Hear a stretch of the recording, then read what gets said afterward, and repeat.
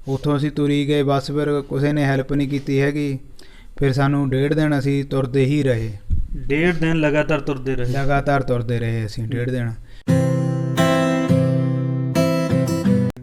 ਲੈਣਾ 'ਚ ਲੱਗੇ ਆ, 2 ਦਿਨ ਲੈਣ 'ਚ ਲੱਗੇ ਰਹੇ। ਤੀਜੇ ਦਿਨ ਯੂਕਰੇਨ ਵਾਲੇ ਕਹਿੰਦੇ ਵੀ ਇੰਡੀਅਨ ਗੋ ਬੈਕ, ਵੀ ਪਿੱਛੇ ਚਲੇ ਆਓ, ਤੁਹਾਨੂੰ ਅਸੀਂ ਐਂਟਰੀ ਨਹੀਂ ਦੇਣੀ ਹੈਗੀ। ਅੱਛਾ।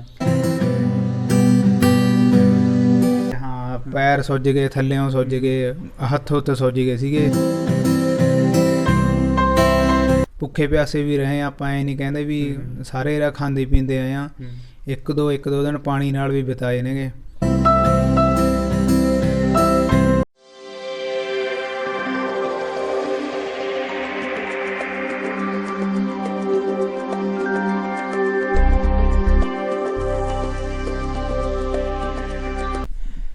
ਸਤਿ ਸ੍ਰੀ ਅਕਾਲ ਜੀ। ਦਾ ਰੀਅਲ ਪੰਜਾਬ ਤੇ ਤੁਹਾਡਾ ਸਾਰਿਆਂ ਦਾ ਹਾਰਦਿਕ ਸਵਾਗਤ। ਮੈਂ ਹਾਂ ਸੰਦੀਪ ਸਿੰਘ ਮੋਮਨਾਬਾਦੀ। ਜਿਸ ਤਰ੍ਹਾਂ ਪੂਰੇ ਸੰਸਾਰ ਦੀਆਂ ਨਜ਼ਰਾਂ ਅੱਜ ਰੂਸ ਤੇ ਯੂਕਰੇਨ ਦੇ ਯੁੱਧ ਤੇ ਟਿਕੀਆਂ ਹੋਈਆਂ ਨੇ, ਉੱਥੇ ਜਿਹੜੇ ਸਾਡੇ ਭਾਰਤੀ ਬੱਚੇ ਸੀ ਜਾਂ ਇੱਥੋਂ ਰੁਜ਼ਗਾਰ ਕਮਾਉਣ ਗਏ ਸੀ, ਉਹਨਾਂ ਦੀ ਜੋ ਵਾਪਸੀ ਆ ਉਹ ਲਗਾਤਾਰ ਜਾਰੀ ਆ।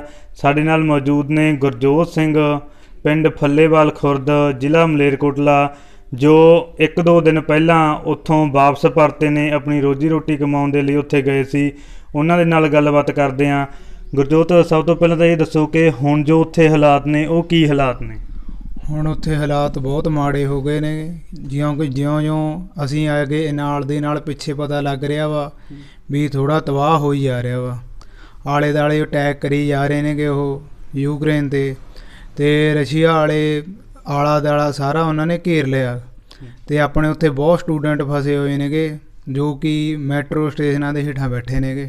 ਤੁਸੀਂ ਉੱਥੇ ਕਦੋਂ ਗਏ ਸੀ? ਅੱਜ ਤੋਂ ਕਿੰਨਾ ਟਾਈਮ ਪਹਿਲਾਂ ਗਏ ਸੀ ਅਤੇ ਕੀ ਕੰਮ ਕਰਦੇ ਸੀ ਉੱਥੇ ਤੁਸੀਂ? ਮੈਂ ਇੱਥੇ ਵਾਈ ਸਟੂਡੈਂਟ ਬੇਸ 'ਤੇ ਗਿਆ ਸੀਗਾ ਅਤੇ ਮੈਂ 7 ਮਹੀਨੇ ਹੋ ਗਏ ਮੈਨੂੰ, ਅਤੇ ਮੈਂ ਉੱਥੇ ਕੰਸਟਰਕਸ਼ਨ ਦਾ ਕੰਮ ਕਰਦਾ ਸੀਗਾ, ਪੇਂਟ ਦਾ। ਅਤੇ ਜਦੋਂ ਹੁਣ ਤੁਸੀਂ ਯੂਕਰੇਨ ਨੂੰ ਛੱਡਿਆ ਤਾਂ ਉਸ ਵੇਲੇ ਕਿਹੜੇ ਤੁਸੀਂ ਸ਼ਹਿਰ 'ਚ ਸੀ? ਕਿਸ ਤਰ੍ਹਾਂ ਤੁਸੀਂ ਤੁਰੇ?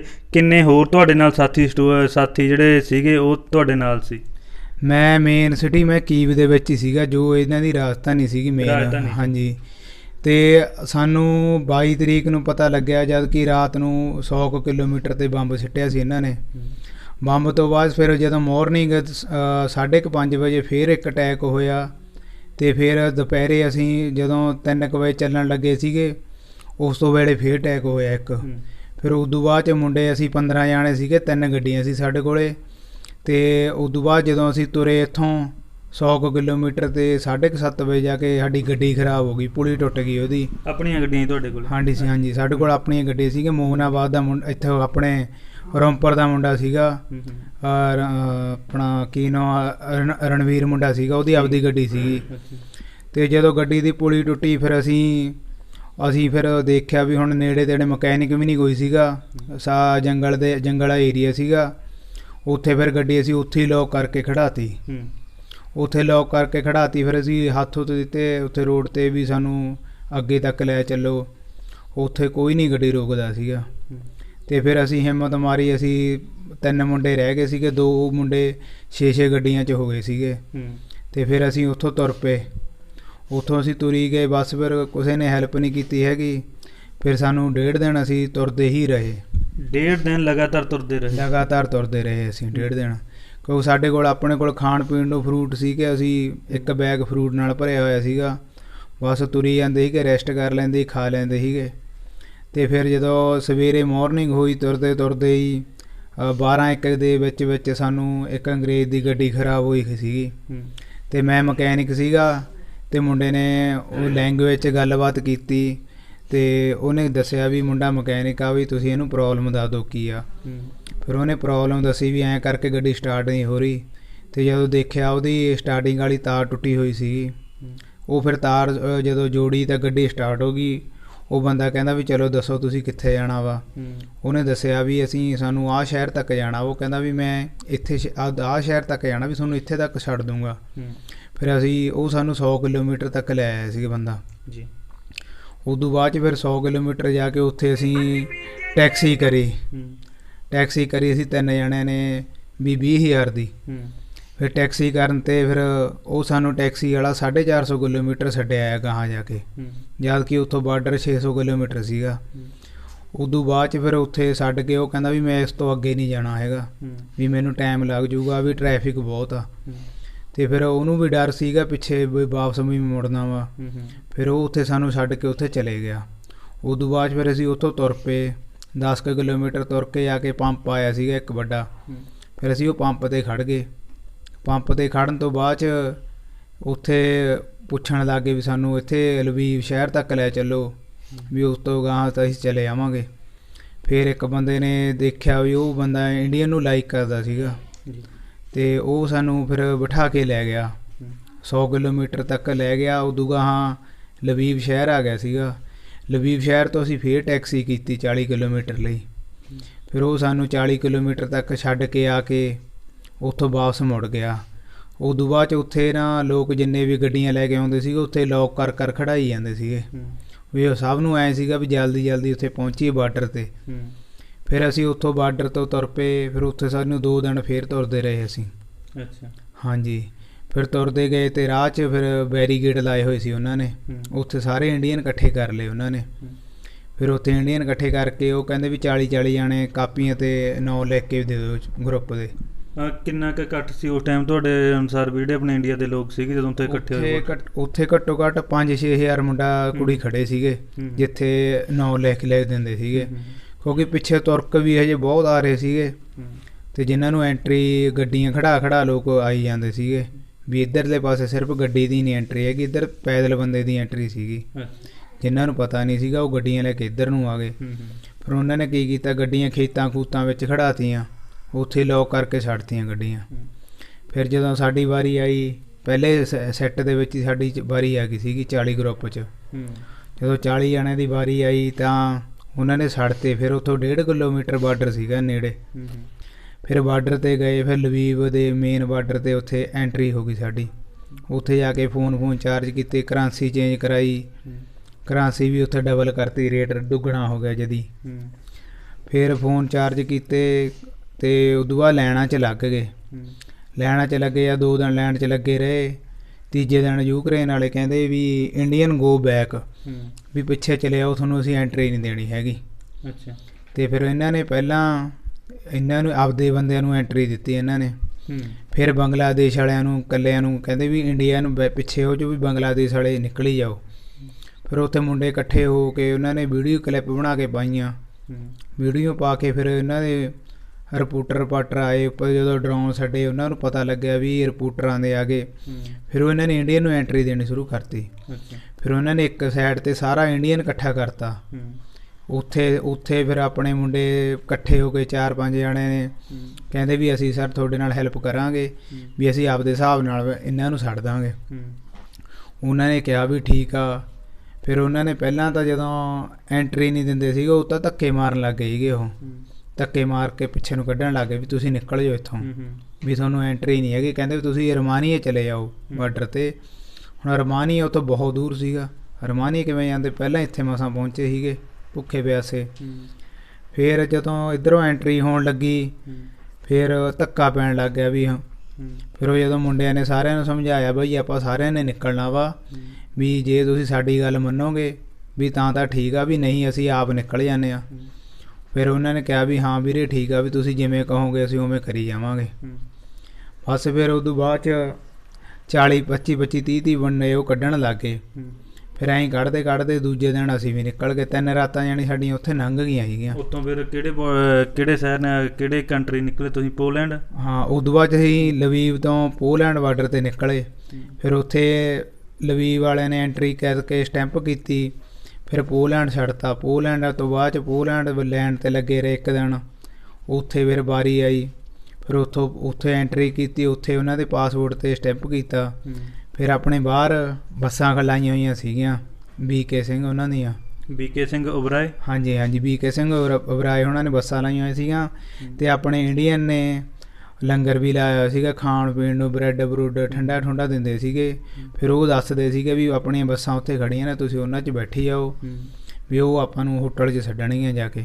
ਠੀਕ ਹੈ। ਅਤੇ ਉਦੋਂ ਬਾਅਦ 'ਚ ਫਿਰ ਘੰਟੇ ਬਾਅਦ 'ਚ ਸਾਨੂੰ ਪੋਲੈਂਡ ਦੇ ਹੋਟਲ 'ਚ ਲੈ ਆਏ। ਹੋਟਲ ਤੋਂ ਬਾਅਦ 'ਚ ਉੱਥੇ ਰਜਿਸਟ੍ਰੇਸ਼ਨ ਕਰਾਇਆ ਪਾਸਪੋਰਟ, ਅਤੇ ਉਦੋਂ ਬਾਅਦ 'ਚ ਉਹਨਾਂ ਨੇ ਉੱਪਰ ਸਾਨੂੰ ਬਿਠਾ ਕੇ ਖਵਾਇਆ ਪਿਆਇਆ, ਵਧੀਆ ਲੰਗਰ ਲਾਇਆ ਸੀਗਾ। ਫਿਰ ਜਦੋਂ ਬੂਟ ਬਾਟ ਅਸੀਂ ਲਾ ਕੇ ਦੇਖੇ, ਸਾਡੇ ਪੈਰ ਸੁੱਜੇ ਹੋਏ ਸੀਗੇ, ਤੁਰਨ ਕਰਕੇ ਛਾਲੇ ਪੈ ਗਏ। ਹਾਂ, ਪੈਰ ਸੁੱਜ ਗਏ, ਥੱਲਿਓਂ ਸੁੱਜ ਗਏ, ਹੱਥ ਹੁੱਥ ਸੁੱਜ ਗਏ ਸੀਗੇ ਸਮਾਨ, ਕਿਉਂਕਿ ਬੈਗ ਚੱਕੇ ਹੋਏ ਸੀਗੇ ਮੋਢਿਆਂ 'ਚ। ਅਤੇ ਫਿਰ ਉਹਨਾਂ ਨੇ ਟਰੀਟਮੈਂਟ ਕੀਤਾ, ਪੈਰਾਂ ਪੂਰ ਬੰਨ੍ਹ ਕੇ ਦਿੱਤੇ ਸਾਨੂੰ ਵਧੀਆ। ਇੱਕ ਰਾਤ ਆਪਦੇ ਉੱਥੇ ਅਪਾਰਟਮੈਂਟ 'ਚ ਹੀ ਰੱਖਿਆ ਉਹਨਾਂ ਨੇ। ਫਿਰ ਦੂਜੇ ਦਿਨ ਕਹਿੰਦੇ ਤੁਸੀਂ ਉੱਥੇ ਰੈਸਟ ਕਰ ਲਓ, ਚਲੋ ਦੂਜੇ ਹਾਲ 'ਚ ਚਲੇ ਜਾਓ। ਉਹ ਫਿਰ ਉਸੇ ਦਿਨ ਫਿਰ ਸਾਡੀ ਵਾਰੀ ਆ ਗਈ, ਤੀਜੇ ਫਲੈਟ 'ਚ ਮੇਰੀ ਵਾਰੀ ਆ ਗਈ ਸੀਗੀ। ਤੀਜੇ ਫਲੈਟ ਫਿਰ ਰਾਤ ਨੂੰ ਸਾਡੀ 11:30 ਵਜੇ ਫਲੈਟ ਹੋ ਗਈ ਸੀਗੀ ਉੱਥੋਂ, ਹਾਂ ਪੋਲੈਂਡ ਤੋਂ ਦਿੱਲੀ ਦੀ ਫਲੈਟ ਹੋ ਗਈ ਸੀਗੀ। ਬਾਅਦ ਫਿਰ ਦਿੱਲੀ ਆਏ, ਵਧੀਆ ਪਹੁੰਚੇ ਦਿੱਲੀ, ਖਾਣ ਪੀਣ ਨੂੰ ਵਧੀਆ ਦਿੱਤਾ ਉਹਨਾਂ ਨੇ। ਫਿਰ ਉਦੋਂ ਬਾਅਦ 'ਚ ਦਿੱਲੀ ਆ ਕੇ ਫਿਰ ਮੈਂ ਸਰੀਰ ਥੱਕ ਬਹੁਤ ਗਿਆ ਸੀਗਾ। ਉੱਥੋਂ ਮੈਨੂੰ ਮਾਮਾ ਜੀ ਨੂੰ ਫ਼ੋਨ ਕੀਤਾ ਮੈਂ, ਫਿਰ ਮਾਮਾ ਜੀ ਆ ਕੇ ਮੈਨੂੰ ਉੱਥੋਂ ਲੈ ਗਏ ਸੀਗੇ।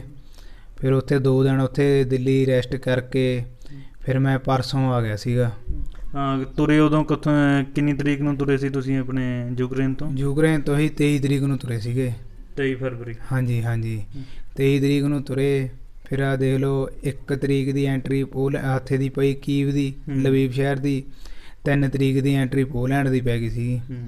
ਅਤੇ ਫਿਰ 4 ਨੂੰ ਅਸੀਂ ਉੱਥੇ ਉਤਰ ਗਏ ਸੀਗੇ ਏਅਰਪੋਰਟ 'ਤੇ, ਦਿੱਲੀ ਵਾਲੇ 'ਤੇ। ਤੁਸੀਂ ਦੱਸ ਰਹੇ ਹੋ ਵੀ ਤੁਸੀਂ ਆਪਣੇ ਤੌਰ 'ਤੇ ਆ ਗਏ, ਤੁਸੀਂ ਫਿਰ ਅੰਬੈਸੀ ਨਾਲ ਨਹੀਂ ਕੰਟੈਕਟ ਕਰਨ ਦੀ ਕੋਸ਼ਿਸ਼ ਕੀਤੀ ਜਦੋਂ ਤੁਸੀਂ ਇੱਧਰ ਆਉਣ ਬਾਰੇ ਸੋਚਿਆ? ਅੰਬੈਸੀ ਨਾਲ ਉੱਥੇ ਕੀਵ 'ਚ ਕੀਤੀ ਸੀਗੀ, ਉਹਨਾਂ ਨੂੰ ਕਾਲ ਕਰਕੇ ਪੁੱਛਿਆ ਸੀਗਾ ਵੀ ਸਰ ਕੀ ਕਰੀਏ।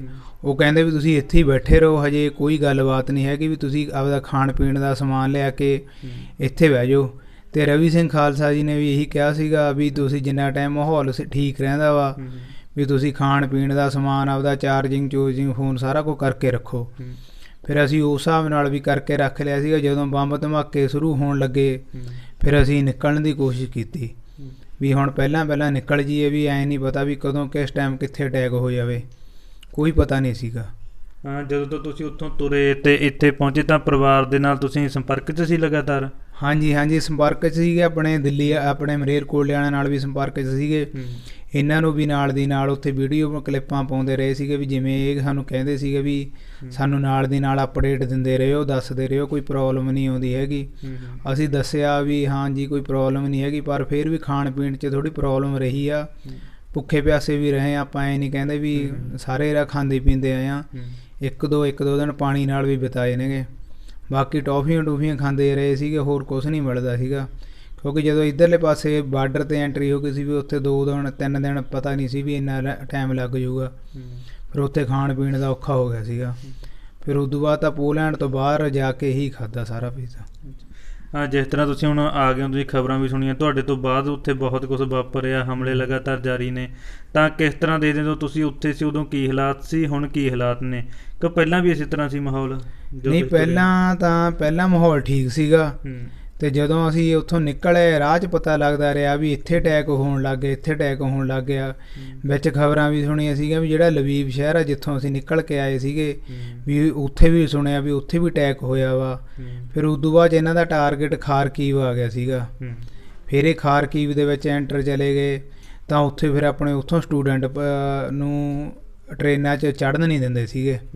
ਹਜੇ ਆਪਣੇ ਇੱਥੇ ਕੀਵ ਤਾਂ ਚੜ੍ਹਨ ਦਿੰਦੇ ਸੀਗੇ, ਉੱਥੇ ਨਹੀਂ ਚੜ੍ਹਨ ਦਿੰਦੇ ਸੀਗੇ। ਜਿਵੇਂ ਸੁਣੀ ਜਾਂਦੇ ਸੀਗੇ ਉਵੇਂ ਆਪਾਂ ਨੂੰ ਪਤਾ ਲੱਗਦਾ ਰਿਹਾ, ਉਵੇਂ ਆਪਾਂ ਨਾਲ ਦੀ ਨਾਲ ਫਿਰ ਜਿਹੜੇ ਉੱਥੇ ਸੀਗੇ ਮੁੰਡੇ ਉਹਨਾਂ ਨਾਲ ਗੱਲਾਂ ਬਾਤਾਂ ਕਰਦੇ, ਬਾਈ ਤੁਸੀਂ ਵੀ ਨਿਕਲ ਆਓ ਟਾਈਮ ਨਾਲ, ਵੀ ਐਂ ਬੈਠਣ ਨਾਲ ਕੁਛ ਨਹੀਂ ਸਰਨਾ ਹੈਗਾ। ਕਿਉਂਕਿ ਇਹਨਾਂ ਖਾਰਕੀਵ ਐਂ ਸੀਗਾ ਵੀ ਖਾਰਕੀਵ ਬਾਰਡਰ ਦੇ ਨਾਲ ਲੱਗਦਾ ਸੀਗਾ ਇਹਨਾਂ ਦੇ, ਰਸ਼ੀਆ ਦੇ, ਤਾਂ ਕਰਕੇ ਇਹਨਾਂ ਦਾ ਟਾਰਗੇਟ ਫਿਰ ਉਹ ਸੀਗਾ ਉੜੀਸਾ ਸੀਗਾ, ਮੋਰੀਓਗੋਲ ਸੀਗਾ, ਪੁਰਤਗਾਲ ਸੀਗਾ, ਆਪਣੇ ਪਲਟਾਵਾ ਸੀਗਾ। ਇਹਨਾਂ ਦੇ ਕਈ ਸ਼ਹਿਰ ਟਾਰਗੇਟ 'ਚ ਸੀਗੇ। ਜਦ ਕਿ ਅਸੀਂ ਉੱਥੋਂ ਨਿਕਲ ਆਏ, ਹੁਣ ਵਧੀਆ ਰਹਿ ਗਏ ਵੀ ਅਸੀਂ ਬਾਬੇ ਦੀ ਕਿਰਪਾ ਨਾਲ ਇੱਥੇ ਪਿੰਡ ਪਹੁੰਚ ਗਏ ਅਤੇ ਹੁਣ ਸਹੀ ਸਲਾਮਤ ਹੈਗੇ ਹਾਂ। ਥੋੜ੍ਹੀ ਥਕਾਵਟ ਹੈਗੀ ਆ ਸਰੀਰ ਨੂੰ, ਉੱਦਾਂ ਆਪਾਂ ਠੀਕ ਹਾਂ। ਜੇ ਗੱਲ ਕਰੀਏ ਗੁਰਜੋਤ, ਹੁਣ ਵੀ ਉੱਥੇ ਸਾਡੇ ਜਿਹੜੇ ਸਟੂਡੈਂਟ ਨੇ ਡਾਕਟਰੀ ਪੜ੍ਹਾਈ ਕਰਨ ਗਏ ਨੇ ਜਾਂ ਨੌਜਵਾਨ ਜੋ ਕਮਾਉਣ ਗਏ ਨੇ, ਕਿੰਨੀ ਕੁ ਗਿਣਤੀ 'ਚ ਤੁਹਾਡੇ ਹਿਸਾਬ ਨਾਲ ਅਜੇ ਉੱਥੇ ਹੋਣਗੇ? ਉੱਥੇ ਘੱਟੋ ਘੱਟ ਜੇ ਆਪਾਂ ਮੰਨ ਕੇ ਚੱਲੀਏ ਵੀ 10-15-20 ਹਜ਼ਾਰ ਦੇ ਗੇਟ ਦੇ ਹੈਗੇ ਨੇਗੇ, ਜੋ ਤੁਹਾਡੇ ਤੋਂ ਪਿੱਛੇ ਸੀ। ਜਾਨੀ ਤੁਸੀਂ ਸਭ ਤੋਂ ਪਿੱਛੇ ਵਾਲੇ ਤਾਂ ਬਹੁਤ ਸੀਗੇ ਵੀ ਆਪਾਂ ਉਹਨਾਂ ਦੀ ਗਿਣਤੀ ਨਹੀਂ ਕਰ ਸਕਦੇ ਹੈਗੇ, ਕਿਉਂਕਿ ਸਭ ਤੋਂ ਪਿੱਛੇ ਹੀ ਬਹੁਤ ਲੋਕ ਤੁਰੇ ਆ ਰਹੇ ਸੀਗੇ। ਸਾਤੋਂ ਕਈ ਬੰਦੇ ਤਾਂ ਐਂ ਲਾ ਲਓ ਵੀ ਉੱਥੇ ਕੀਵ 'ਚ ਹੀ ਸੀਗੇ। ਜਿੰਨਾ ਜਦੋਂ ਅਸੀਂ ਇੱਥੇ ਲਵੀਵ ਪਹੁੰਚ ਗਏ ਤਾਂ ਅੱਧੇ ਜਨਤਾ ਕੀਵ 'ਚ ਹੀ ਬੈਠੀ ਸੀਗੀ। ਜਦ ਕਿ ਉਹਨਾਂ ਨੂੰ ਫੋਨ ਕਰਕੇ ਵੀ ਅਸੀਂ ਇਹੀ ਕਹਿੰਦੇ ਰਹੇ ਸੀ ਵੀ ਤੁਸੀਂ ਤੁਰ ਪਓ ਵੀ ਨਿਕਲ ਆਓ, ਵੀ ਕੋਈ ਪਤਾ ਨਹੀਂ ਹੈਗਾ ਵੀ ਕਿਹੜਾ ਪਾਸਾ ਕਦੋਂ ਬੰਦ ਕਰ ਦੇਣ ਉਹ। ਜੇ ਆਪਾਂ ਗੱਲ ਕਰੀਏ ਯੂਕਰੇਨ ਅਤੇ ਤੁਸੀਂ ਬਾਅਦ 'ਚ ਪੋਲੈਂਡ ਆਏ ਤਾਂ ਉੱਥੋਂ ਦੀ ਜਿਹੜੀ ਆਪਣੀ ਗੌਰਮੈਂਟ ਸੀ ਉਹਨਾਂ ਦਾ ਤੁਹਾਨੂੰ ਕਿਸ ਤਰ੍ਹਾਂ ਦਾ ਸਹਿਯੋਗ ਸੀ, ਕਿਸ ਤਰ੍ਹਾਂ ਦਾ ਉਹਨਾਂ ਨੇ ਕੋਆਪਰੇਟ ਕੀਤਾ ਤੁਹਾਡੇ ਨਾਲ? ਪੋਲੈਂਡ ਦੀ ਪੁਲਿਸ ਬਹੁਤ ਵਧੀਆ ਸੀਗੀ। ਉਹਨਾਂ ਨੇ ਬਹੁਤ ਵਧੀਆ ਉੱਥੇ ਧੱਕਾ ਮੁੱਕੀ ਕਿਸੇ ਨਾਲ ਨਹੀਂ ਕੀਤੀ ਹੈਗੀ। ਜਾਂ ਕਿ ਯੂਕਰੇਨ ਵਾਲੇ ਤਾਂ ਧੱਕਾ ਮੁੱਕੀ ਪੈਪ ਪੂਪ ਚੱਕੀ ਫਿਰਦੇ ਸੀਗੇ। ਉਹਨਾਂ ਨੇ ਤਾਂ ਮਾਰੇ ਵੀ ਨੇ, ਕਈਆਂ ਨੂੰ ਟੌਰਚਰ ਵੀ ਕੀਤਾ ਵਾ। ਅਤੇ ਉਹ ਦੇਖ ਰੇਖ ਨਹੀਂ ਕਿਸੇ ਦੀ ਕਰਦੇ ਸੀਗੇ। ਸਾਡੇ ਮੂਹਰੇ ਵੀ ਇੱਕ ਦੋ ਨੀਗਰੋ ਸੀਗੇ ਜਾਂ ਰਿਲੀਜੀਅਸ ਸ਼ਹਿਰ ਵਾਲੇ ਸੀਗੇ, ਉਹ ਸਾਡੇ ਮੂਹਰੇ ਮਰੇ ਨੇਗੇ ਵੀਰੇ। ਅੱਛਾ। ਅਤੇ ਇਹਨਾਂ ਨੇ ਚੁੱਕਿਆ ਨਹੀਂ ਹੈਗਾ। ਚੱਕ ਕੇ ਵੀ ਬਸ ਉਦੋਂ ਲੈ ਕੇ ਗਏ ਨੇ ਜਦੋਂ ਬੰਦਾ ਪੂਰਾ ਹੋ ਗਿਆ ਸੀਗਾ। ਮਰੇ ਕਿਸ ਤਰ੍ਹਾਂ ਵੀ ਇਹਨਾਂ ਤੋਂ ਮਰੇ ਕਿ ਰੂਸੀਆਂ ਤੋਂ ਕਿਸ ਤਰ੍ਹਾਂ? ਜਦੋਂ ਵੀਰੇ ਉੱਥੋਂ ਧੱਕਾ ਹੋਣ ਲੱਗ ਗਿਆ ਵੀ ਪਿੱਛੋਂ ਧੱਕਾ ਪੈਂਦਾ ਸੀਗਾ ਤਾਂ ਕੁਛ ਖਾਣ ਪੀਣ ਦੇ ਚੱਕਰ 'ਚ ਵੀ ਉਹ ਹੋ ਗਿਆ ਸੀਗਾ ਵੀ ਇੱਕ ਬੰਦਾ ਤਾਂ ਡਿੱਗ ਪਿਆ ਸੀਗਾ ਉਹਦੇ ਉੱਤੇ ਜੀ, ਨਿਕਲਣ ਕਰਕੇ ਉਹ ਹਾਂ ਬਸ ਉਹ ਬੰਦਾ ਦੀ ਮੌਤ ਹੋ ਗਈ ਸੀਗੀ, ਉਹਨੂੰ ਅਟੈਕ ਹੋ ਗਿਆ ਸੀਗਾ। ਇੱਕ ਦੱਸਿਆ ਜਾ ਰਿਹਾ ਸੀਗਾ ਵੀ ਆਪਣੇ ਬਰਨਾਲੇ ਦਾ ਵੀ ਮੁੰਡਾ ਸੀਗਾ, ਦੱਸਿਆ ਜਾ ਰਿਹਾ ਵੀ ਉਹਨੂੰ ਵੀ ਅਟੈਕ ਟੂਕ ਹੋ ਗਿਆ ਸੀਗਾ। ਉਹਨਾਂ ਦੇ ਫਾਦਰ ਸਾਹਿਬ ਵੀ ਨਾਲ ਸੀਗੇ ਅਤੇ ਉਹ ਬੰਦਾ ਪਹਿਲਾਂ ਹੀ ਬਿਮਾਰ ਸੀਗਾ। ਉਹ ਤਾਂ ਫਾਦਰ ਸਾਹਿਬ ਉੱਥੇ ਸੀ ਉਹਨਾਂ ਦੇ ਨਾਲ? ਹਾਂਜੀ ਉਹਨਾਂ ਦੇ ਨਾਲ ਹੀ ਸੀਗੇ ਉਹ। ਬਾਕੀ ਜਿਵੇਂ ਪਤਾ ਲੱਗੀ ਜਾ ਰਿਹਾ ਸੀਗਾ ਵੀ ਪਿੱਛੋਂ ਆਈ ਜਾ ਰਹੇ ਨੇਗੇ ਵੀ ਨਿਕਲ ਕੇ ਵੀ ਬਾਹਰ ਰਾਹ 'ਚ ਵਿੱਚ ਲੋਕ ਬੈਠੇ ਵੀ ਬਹੁਤ ਸੀਗੇ। ਗੱਡੀਆਂ ਗੁੱਡੀਆਂ 'ਚ ਵੀ ਆਪਣੇ ਗੱਡੀਆਂ ਵਾਲੇ ਵੀ ਬੰਦੇ ਬਹੁਤ ਸੀਗੇ। ਫਿਰ ਉਹ ਸਾਰੇ ਲੋਕ ਉੱਥੇ ਗੱਡੀਆਂ ਖੜ੍ਹਾ ਕੇ ਲੋਕ ਕਰਕੇ ਬਸ ਉਹ ਵੀ ਉੱਥੋਂ ਤੁਰਨ ਲੱਗ ਗਏ ਸੀਗੇ ਵੀ ਟਰੈਫਿਕ ਇੰਨੀ ਸੀਗੀ ਪਤਾ ਨਹੀਂ ਲੱਗਦਾ ਵੀ ਕਿੰਨੇ ਦਿਨ ਲੱਗ ਸਕਦੇ ਸੀ ਉਹਨਾਂ ਨੂੰ। ਬਸ ਸਾਰਿਆਂ ਨੂੰ ਐਂ ਸੀ ਵੀ ਆਪਾਂ ਆਪਦੀ ਜਾਨ ਬਚਾ ਕੇ ਉੱਥੋਂ ਨਿਕਲੀਏ ਬਸ। ਇਹ ਸੀ ਨੌਜਵਾਨ ਗੁਰਜੋਤ ਸਿੰਘ ਦੀ ਕਹਾਣੀ। ਅਜਿਹੇ ਹੋਰ ਹਜ਼ਾਰਾਂ ਨੌਜਵਾਨ ਜੋ ਯੂਕਰੇਨ ਤੋਂ ਲੈ ਕੇ ਵਾਪਸੀ ਉਹਨਾਂ ਦੀ ਲਗਾਤਾਰ ਜਾਰੀ ਆ ਰਹੇ ਨੇ, ਕੁਛ ਆ ਚੁੱਕੇ ਨੇ।